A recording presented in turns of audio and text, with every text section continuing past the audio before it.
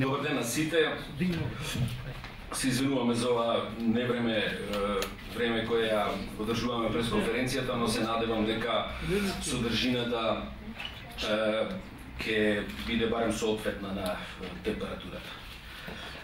Што е идејата заради која ја поднесуваме кривичната пријава по основа на неизвршување на судска одлука, односно одлука на Уставен суд против наведените лица кои учествувале во тоа криминално дело. Ситуацијата е именно дека со донесување законот за лустрација, најновиот закон за лустрација, всушност се создава една илегална ситуација во целината на уставниот поредок. Носење на тој закон го надминува кривичното дело неизвршување, затоа сме свесни на судска одлука од одговорно лице или од одговорен функционер. Во овој случај тоа е само основата правна над која ја градиме пријавата за сторено кривично дело. Имено се руши check and balance односот помеѓу властите и уставниот баланс во што е основа на нашата демократија со носењето на овој закон. Имено парламентот кој е задолжен, оној орган што го носи законот е задолжен да ја оствари уставната одлука со кој закон се менува или прогласува за неуставен од целост или делумно.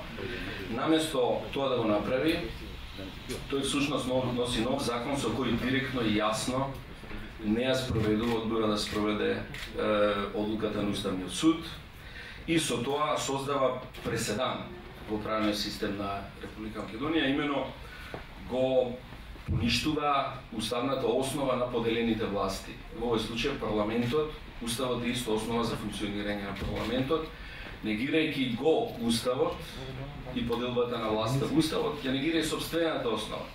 Парламентот сега заснуван веројатно на волјата на власта или владата.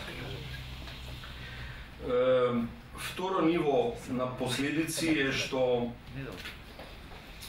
е односот кон јавноста. Имено јавноста реагира на овој уставен пуч. Дали поради знаење, незнаење, равнодушност, не сакам да залегувам во тоа, меѓутоа реагира на овој уставен пуч со еден санаториумски мир, со една санаториумска тишина. Нема драма, а се руши основата на демократијата во основа. И тоа не може малку да биде срушена. Таа или ја има или ја нема.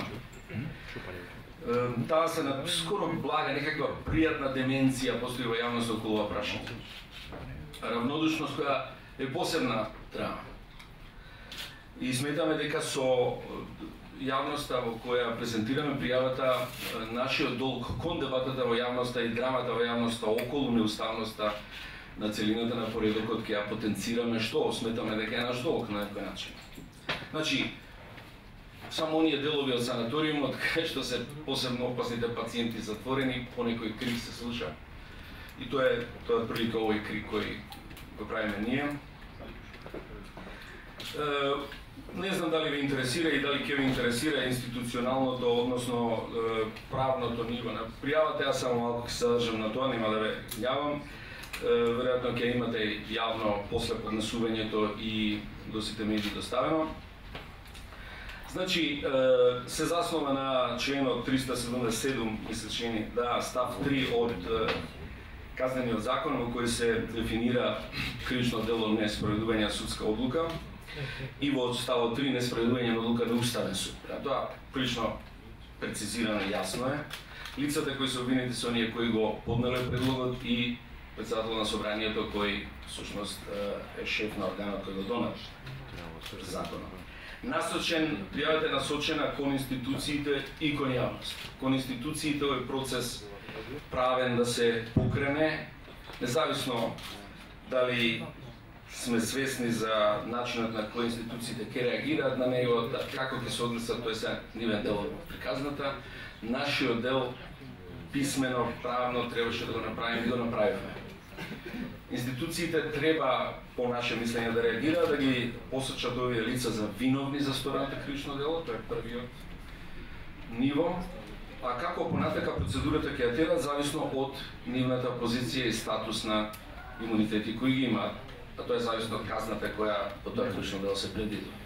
Но прогласувањето за виновни за неостварување судска одлука е круцијалниот чин на илегалност кој е воведен во правниот систем.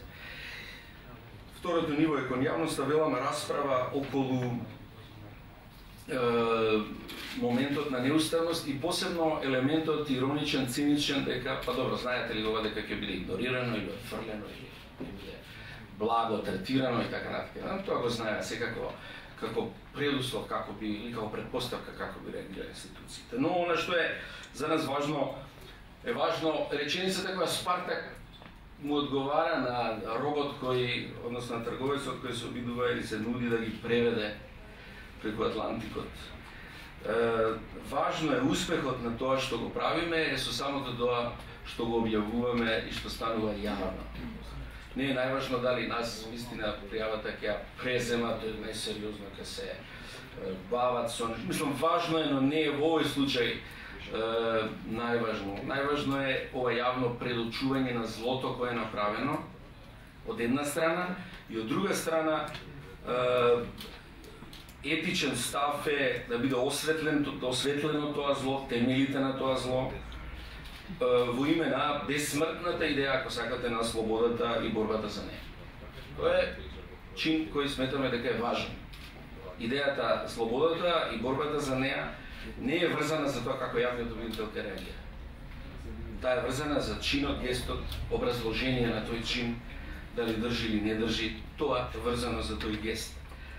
Значи, за нас е подобро да го преземеме ризикот на ваквата борба, да се втурнеме во неја пред вас, пред јавноста, отколку да бидеме дел од санаториумската тишина и на преживувањето на она што Ниче го нарекува последниот македонец.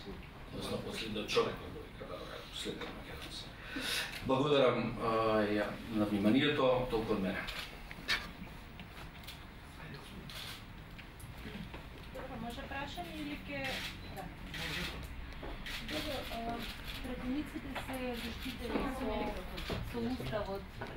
Тие не можат, ево тука имаме и устав, можеме да го цитираме членот од уставот, 64 член од уставот, каде што се вели дека тие пратеникот не може да биде повикан на кривична. Да, пратеникот не може да биде повикан на кривична одговорност. За искажено мислење или гласење во судење? Да, за искажено мислење или гласење во судење. На други прашања и прашање. Секако не е јасно. Прво, тоа дело е, вие знаете дека тоа е ограничено на најмалата казна од 5 години, значи пратеник кој биде фатен in flagranti со казна преди 5 години, тој имунитет не важи, тоа е прво. А второ, во овој случај не се работи за обично кривично дело, се работи за гласање на закон кој ја укинува другата независна власт. Значи тоа не е кривично дело од типот брснал во джеб или го фатиле особрачаен прекешот. Овој типот на кривичното дело е создавање на закон со кој другата независна власт, со која уставно се обврзани да се балансираат, ја укинува. Према тоа, што може да се очекува сега во следниот пред Уставниот суд, да ги носи одлуките кои се подобни за оваа власт која сега доминира, другите ги прескака или овој преседан на другите одлуки кои не се подобни ќе се применува по шаблон. Значи имаме преседан во кој независната власт дадена во уставот се руши. На гранична линија е ова кривично дело. Ова го надминува опсегот на комоцијата и на слободата кој претениците имаат. Они можат за се да разговараат, но не за укинување на демократија. А во овој случај гестот е токму тоа, укинување на поделената власт предвидена со уставот преку укинување на позицијата на Уставниот суд. Во таа смисла е границата важна. Во таа смисла надминува таа одредба по наше мислење овој гест.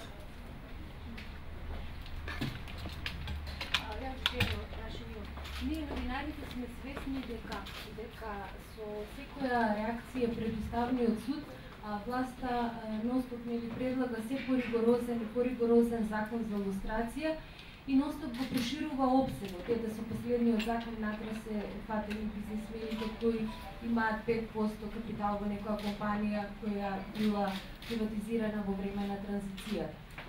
И сега знаеме дека и во Уставниот суд се направија промени во смисла што се изгласаа нови судиите шпекулираме со информациите дека ете сега и Уставниот суд е под контрола на власта, но сепак се наметнува прашањето зашто вие не поднесете представка до Уставниот суд за последниот закон за лустрација. Зашто пак така не се обидете да интервенирате? Ако може јас да се уфрлам во овој момент. Значи, Уставниот суд веќе констатираше предходно кршење на човековите права по повеќе основи на лицата поранешни функционери кои што беа предмет на лустрација, меѓутоа и за навлегувањето на законодавецот во приватната сфера.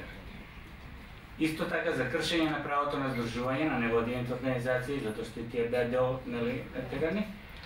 Така што веќе логиката што ја донесе Уставниот суд укажува дека лустрацијата не може да се протега после 1991 година и не може да навлегува во приватниот сектор, ниту во здружувањето, правото на здружување. Меѓутоа, луѓето како да не имало таква одлука со која што се констатирани веќе повреди на човекови права, продолжија да носат закони, а со закони можат да се кршат човековите права и се кршат. Значи, некој свесно ги крши човековите права и продолжува да го прави тоа, и сега ние треба да се однесуваме како никому ништо. Значи, веќе имаше, порано беше таа стратегија, повторно беше обжален новиот закон до Уставен суд, и тоа веќе направено, и овој закон секако ќе биде обжален до Уставниот суд, веќе се најавуваат различни иницијативи, не само од оваа група. Меѓутоа, останува одговорноста, не зборуваме тука за морална или политичка одговорност, ние зборуваме за кривична одговорност, за свесно кршење на човековите права и за неспроведување на уставно-судска одлука. Професорот укажа, не се работи само за ова кривично дело. Тука има елементи за посериозни кривични дела за рушење на уставниот поредок. Меѓутоа, така, елементите се имаме се повеќе и повеќе нови елементи, остава и имаме простори за такво действување во иднина. Доколку не ја сватат пораката и ова организирана група продолжи свесно да го руши уставниот поредок на Република Македонија. Ја да додадам само нешто. Да подсетам прво на тоа дека Уставниот суд не го поништи комплетно вториот закон за лустрација. Поништи 12 члена, ако не се лажам. Значи, лустрацијата можеше да продолжи, но во тој случај во согласно со Уставот. Тоа ним не им одговара. А тоа е една работа. Втора работа. Они имаат едно средство. Што не повелеа да го променат Уставот? Па да го направат таков да им одговара на нивните амбиции да ловат вештеки во Македонија. Затоа немаат храброст. Туку, она што го прават е всушност дека директно, најбрзо и најби рекол арогантно го спроведуваат директно налогот на извршната власт. Според тоа, нам ни се чини дека оспорувањето на уставноста на овој трет закон треба биде работа на некој друг. Не мораме ние да се занимаваме по трет пат. Мислам дека веќе ситуацијата е толку сериозна, како што тоа и Фрчко и Жарково нагласија, што не е доволно да се поведе постапка за оценка на уставноста на третиот закон. Мислам дека ние мораме веќе да им пратиме јасна порака. Господа, ако ги уривате темелите на кои стои Република Македонија и владењето на правото и демократијата во неа, немојте да мислите дека тоа што сте пратеници ве прави свети крави. Не можете да бидете заштитени тогаш кога практично газите преку она на што почива Република Македонија и правата на незините граѓани. Не можеме да молчиме кога некој сака граѓаните да ги сведе на поданици килмоглавци. Зошто со оваа пријава не опатени председателот кој има уставна надлежност да не го потпише овој закон, а апелиравте до него? Што со председателот Иван? Бидејќи јас му упатив отворено писмо, ја ќе одговорам. Дали ќе поднесеме кривична пријава против председателот Иванов, не знам. Она што можам да кажем е токму тоа дека неговиот одговор на моето отворено писмо е нешто што е исклучително јадно, би рекол. Председателот Иванов е професор правник. Председателот Иванов е автор на првата книга за цивилното општество во Македонија. А ни прати порака дека сушност треба да заборавиме дека сме граѓани, а граѓанин без граѓани нема граѓанско општество. Според тоа мислам дека има една работа што е јасна. Председателот Иванов си навлече огромен стран на глава. Тој на некој начин праќајќи ни нам порака, таква каква што ја прати, дека треба да се помириме со тоа што ќе бидеме безгласни поданици, тој всушност призна дека и самиот е безгласен поданик, кој во моментот кога станал председател се откажал и од својата професија, и од својата професионална етика и така натаму и така натаму. Значи, дали ќе поднесеме кривична пријава, тоа допрва ќе видиме.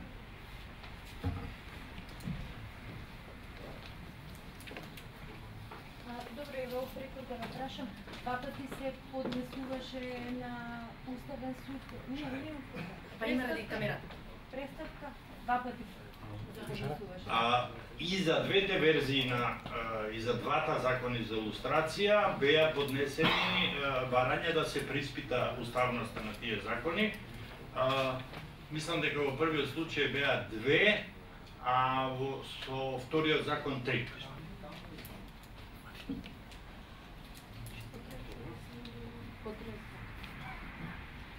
А бизнисмените ќутат исто така. Јас упатив прашање до Стопанската комора во Македонија и рекоа дека тоа е политизирано прашање, дека голем дел од луѓето кои имаат компании навистина кои стекнале тој капитал во времето на транзицијата. Меѓутоа неќе да реагира. Тоа спаѓа во комплексот на она што го опиша професорот Фршковски како санаториум. Да. Добро, ако нема други прашања, тогаш да се заблагодариме, да не подржиме нафален ден имате ДСК. Благодарам уште еднаш што ве подписатме и се гледаме скоро.